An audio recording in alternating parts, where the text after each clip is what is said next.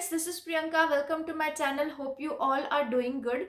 Happy Thanksgiving to all of you. Today I'm going to share with you all two potato cutlet recipe that my son loves a lot.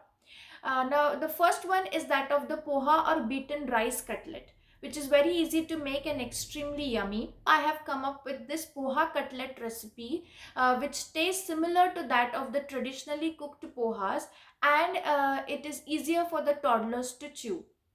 So let us begin with the recipe.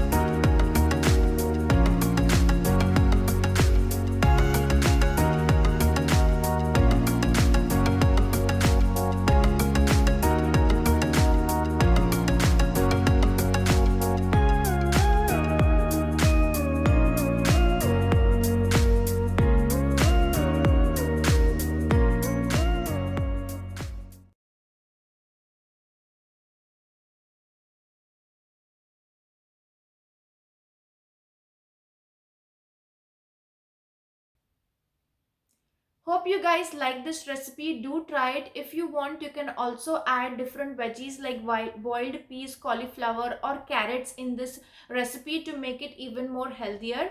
My second recipe is paneer cutlet recipe. Now I have observed that my son finds it a little bit difficult to eat paneer stuffed sandwiches, or to that matter any sandwiches properly.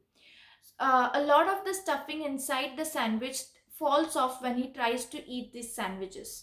So I have come up with this paneer cutlet recipe, which is made by mixing some breadcrumbs and veggies together.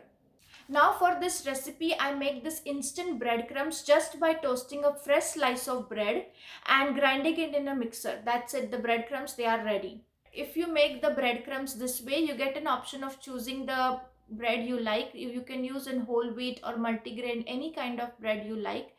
And I personally choose the one without the high fructose corn syrup in it. So without further ado, let's begin with the recipe.